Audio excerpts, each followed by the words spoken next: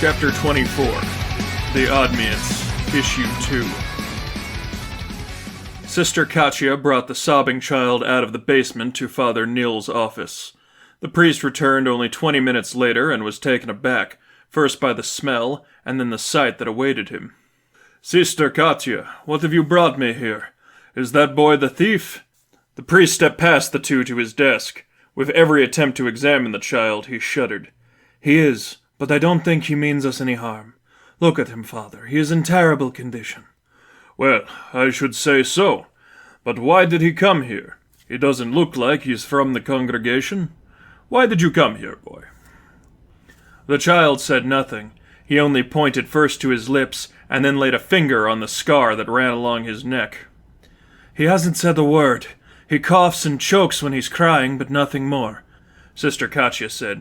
"He keeps pointing at that mark. I don't think he's able to speak at all." The priest looked over the child, the scars that ran across his face and neck, and the green that had been beaten into him on his impact with the grass. Father Nils crossed himself before he spoke again. "Have you contacted the authorities?" "I wanted to consult with you," Sister Katya said. "I don't know where he came from, but what if it was his parents who gave him those marks? Will the police try to find them? If he ran away, he clearly had a very good reason." Father Nils nodded as he spoke. "Your heart was in the right place, but the police would not turn a child back into his abusers. Hopefully they can locate another relative he can go to." He picked up the phone at his desk. "I'll contact them. We can speak with them together." Another hour passed before Father Nils rose and stepped out of the office to greet Officer Zarowski from the Department of Child Services. The priest's little office grew crowded, so he motioned to Sister Katya and the boy to follow him out. The child only rose with the nuns motioning, and kept within a few steps of her as the four made their way inward and sat in the church's pews. When Sister Katya blessed herself at the font, the boy sloppily did likewise, which made Sister Katya giggle a little in spite of herself. Officer Zarowski pulled a pen and paper from a pocket inside his jacket. "You said he was stealing food from the stores?" "Someone has been since last week. We don't know if it was all him, but it probably was," Father Nils said. "When did you discover him?" "I found him in the basement this morning," Sister Katya said. "Any idea where he came from?" "He doesn't look familiar to us," Sister Katya said. "Maybe he's been around another church before, and he knew there were sometimes food stores." Zarowski nodded as he turned his attention toward the boy. "On the phone you indicated he either will not or cannot speak. Is that correct?" Once again the boy pointed, first to his lips, then the white-hot line that ran across his throat. Again Zarowski nodded and noted. Afterwards he tore a piece of paper from the pad. "What about writing? Do you know if he can write?" "We didn't test that," Father Nils said. Zarowski directed the piece of paper and pen toward the child, but the boy stared at him blankly. Only when Sister Katya laid a hand on his back and said, "Go ahead, it's all right, take them," did he accept the objects. Still, he held them and looked back and forth between the adults in confusion. "I just want to know if you can write," Zarowski said. "Do you know how to write?" After a little hesitation, the boy shook his head. "Do you at least have a name? Do you know how to write a name? Or maybe just form one with your lips if you can't speak aloud?" Again, the boy looked between the three, longest at Sister Katya, before he even attempted a response. He did know his title, but never attempted to imitate the action of speaking it. To the best of his ability, he mouthed the phrase. Zarowski raised an eyebrow. "Sorry, could you try that again?" The boy cooperated. Zarowski's frown deepened. "One more time?" The boy did the motion again. Zarowski shook his head. "I don't know what he's trying to say, but it's no name I've ever heard." "What will happen to him?" Sister Katya asked. There's only so much we can do if he literally can't give us any information," Zarowski said. "I want to ask some more questions, match his appearance and prints for some other runaway reports, all that. But assuming we can't get more details, he'll need to find somewhere he can be fed and cared for a while." "The church sponsors a home for lost children just a few blocks from here," Sister Katya said.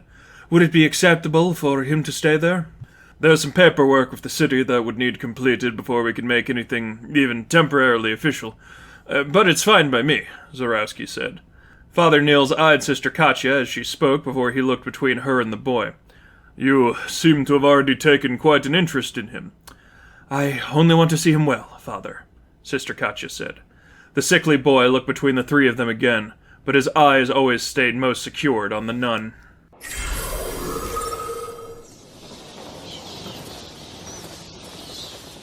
On the 4th floor of the Gotham General Hospital was a wing designated for those injured while suspected of criminal activity, and the uninsured brought in for emergencies. A young police officer sat at the desk usually designated for the receptionist. Despite Gotham's generalized chaos, the hospital wing usually kept quiet.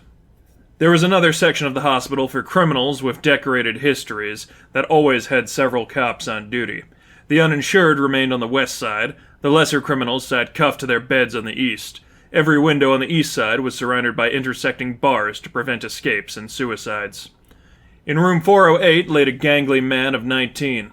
His brief stint with the other Reapers cost him his full-ride scholarship. His father was footing most of the medical expenses, but hadn't said a word to him since he'd arrived, and he'd probably be carted off to prison as soon as his lower body healed.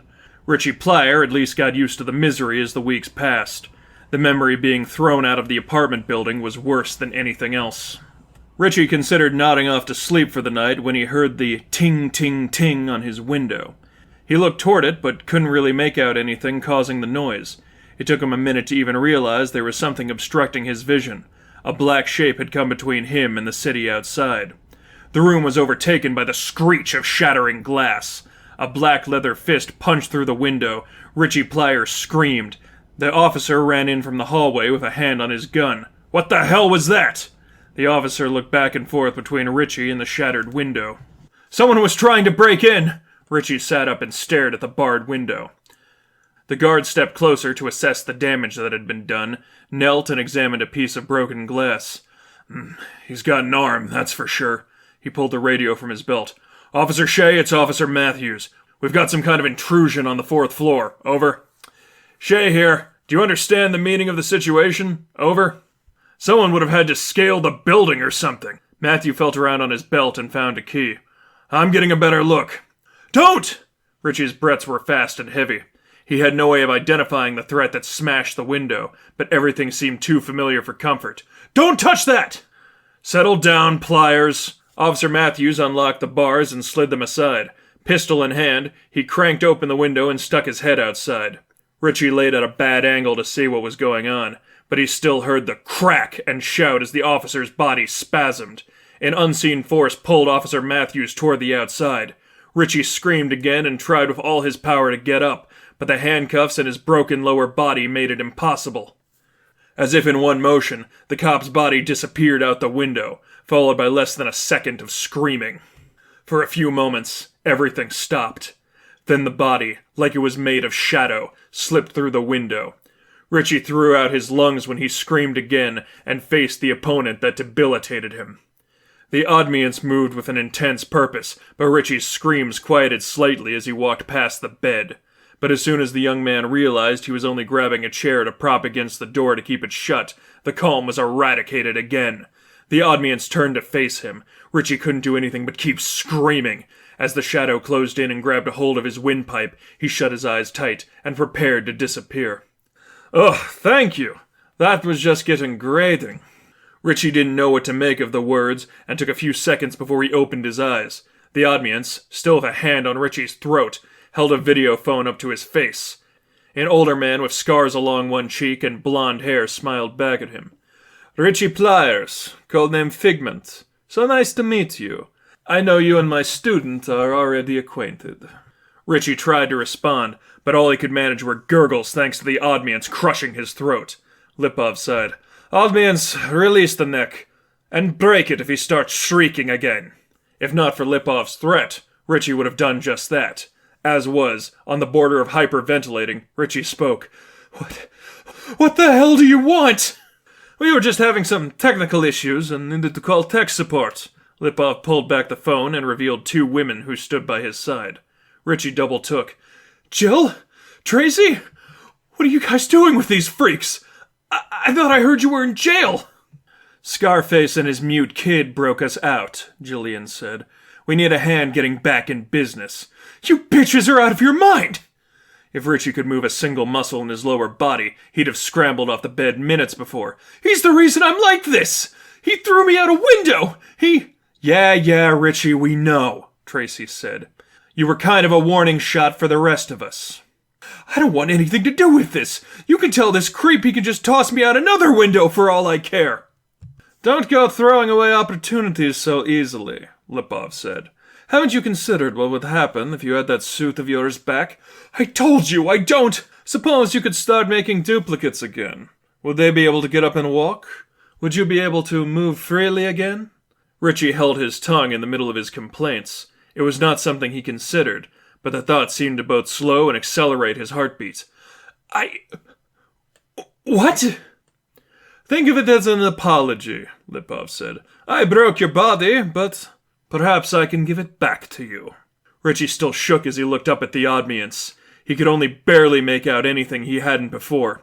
The boy stood completely still. The black suit seemed to somehow mask his breaths. All that was more obvious in the light were the horns on his head and the chilling blue of his eyes. There was some exchange Richie couldn't understand before Lipov passed the phone to Jill. "Listen, Richie, we're trying to get the old armor back. The cops screwed up the tracking software. You said you had a backup of the protocol to track them. We just need to access it." The young man swallowed hard as his mind raced. "I don't want back in on this. I nearly got killed the last time." Lipov stepped into frame behind Jill. "There's nothing illegal about this, you know." "Helping you guys break into government storage space. Yes, that's very..." "No one's going to punish you any worse for sharing this secret. Not when your life is on the line."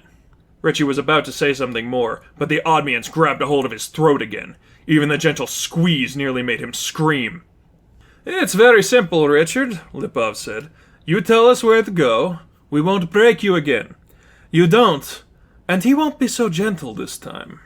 Richie tried to swallow again, but the Odmience's grip on his throat didn't let the saliva through. He'd already decided he couldn't live this kind of life. He didn't want to keep fighting freaks in spandex. The best he felt like he could hope for was the courts going easy on him. But he also didn't want to risk getting killed again anytime soon. The last concern swiftly became the most pressing. He tried to choke out the words, and when the Odmience saw he couldn't, the grip on his throat relaxed. After a hacking fit, he said, "You guys on the computer then?" "Yes," Tracy said. "The tracking system backup. It's in a folder marked tagged in the ear." "Subtle." Jill rolled her eyes and there came a click of keys. "Run the EXE," Richie said. 2 more clicks. "It needs a password." In spite of all his fears, Richie couldn't keep the red from his cheeks and a groan. "I know. It's 5318008. Jill slapped herself in the face. Tracy uttered a "Ha!" Lipov raised an eyebrow. A pounding came from the room's door. "What's going on in there?" "Crap," Jill said. "Richie, do we need anything else?" "No. It should get going as soon as it loads." "We're breaking down this door if we have to." It was an officer. Clearly an officer. "Odmience, make some distance. We have what we need," Lipov said. The figure in black glared at Richie a last time before he approached the still open window. A police siren started to howl. "Wait!" Richie shouted. The Odmience, video screen still pulled up, turned back toward him. Beats on the door grew louder, and the wood began to splinter. "Get me back my suit, and get me the hell out of here!"